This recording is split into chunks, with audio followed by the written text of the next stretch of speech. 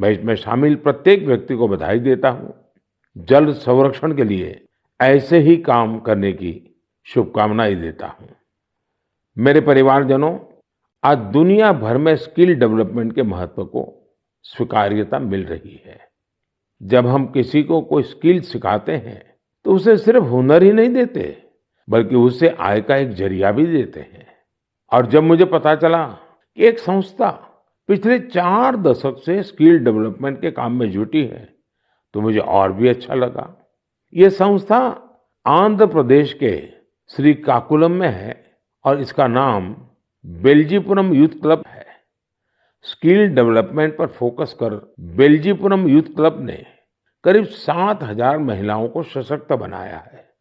इनमें से अधिकांश महिलाएं आज अपने दम पर अपना कुछ काम कर रही है।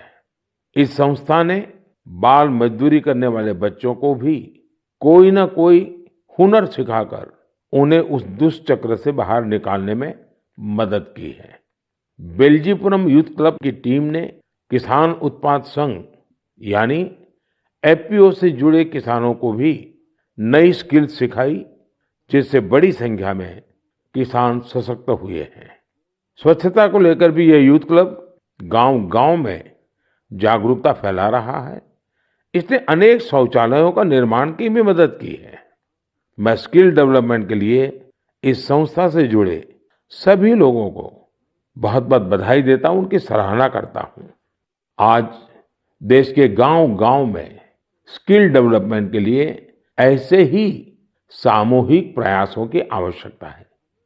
साथियों, जब किसी एक लक्ष्य के लिए सामूहिक प्रयास होता है तो सफलता की ऊंचाई भी और ज्यादा हो जाती है। मैं आप सभी से लद्दाख का एक प्रेरक उदाहरण साझा करना चाहता हूं। आपने पश्मीना शॉल के बारे में तो जरूर सुना होगा। पिछले कुछ समय से लद्दाखी पश्मीना की भी बहुत चर्चा हो रही है। लद्दाखी पश्मीना लुम्स ऑफ लद्दाख के नाम से दुनिया भर के बाजारों में पहुंच रहा है। आप ये जानकर हैरान रह जाएंगे कि इसे तैयार करने में 15 गांवों की 450 से अधिक महिलाएं शामिल हैं। पहले वे अपने उत्पाद वहां आने वाले पर्यटकों को ही बेचती थी, लेकिन अब डिजिटल भारत के इस दौर में उनकी बनाई चीजें देश दुनिया के अलग अलग बाजारों में पहुंचने लगी हैं। यानी हमारा लोकल अब ग्लोबल हो रहा है और इससे इन महिलाओं की कमाई भी बढ़ी है। साथियों, नारी शक्ति की ऐसी सफलताएं देश के कोने-कोने में मौजूद है। जरूरत ऐसी बातों को ज्यादा से ज्यादा सामने लाने की है और ये बताने के लिए मन की बात से बेहतर और क्या होगा।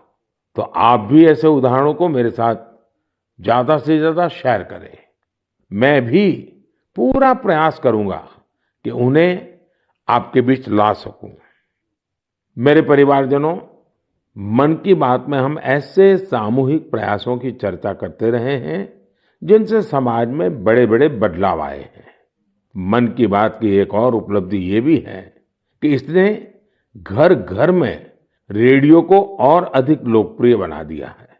माय गॉव पर मुझे उत्तर प्रदेश में अमरोहा के राम सिंह बौद्ध जी का एक पत्र मिला है। राम सिंह जी पिछले कई दशकों से रेडियो संग्रह करने के काम में जुटे हैं।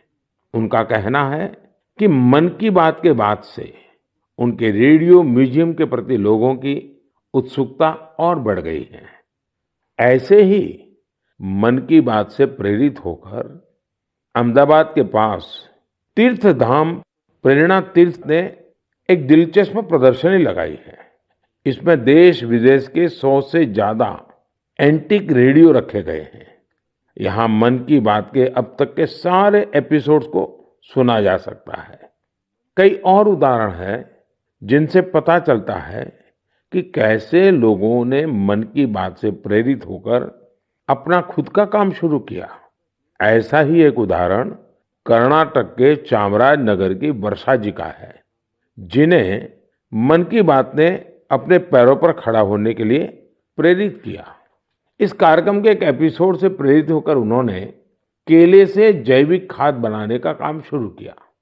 प्रकृति से बहुत लगाव रखने वाली वर्षा जी की ये पहल दूसरे लोगों के लिए भी रोजगार के मौके लेकर आई है। मेरे परिवारजनों, कल 27 नवंबर को कार्तिक पूर्णिमा का पर्व है।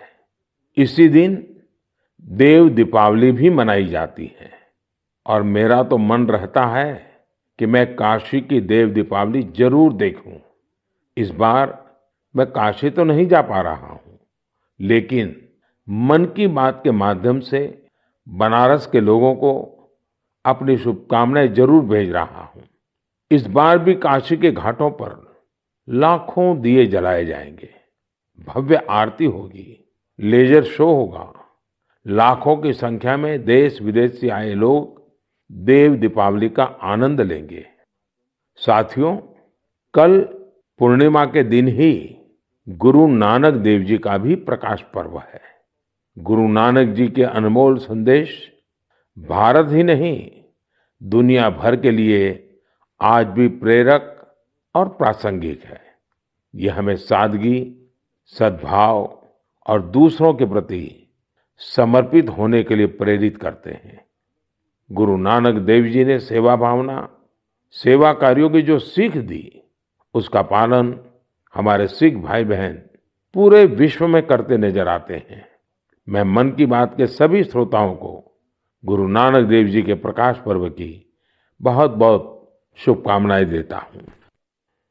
मेरे परिवारजनों, मन की बात में इस बार मेरे साथ इतना ही। देखते ही देखते 2023 समाप्ति की तरफ बढ़ रहा है और हर बार की तरह हम आप ये भी सोच रहे हैं कि अरे इतनी जल्दी ये साल बीत गया।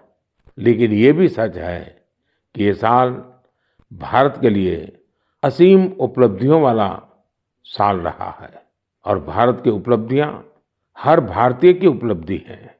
मुझे खुशी है कि मन की बात भारतीयों की ऐसी उपलब्धियों को सामने लाने का एक सशक्त माध्यम बना है।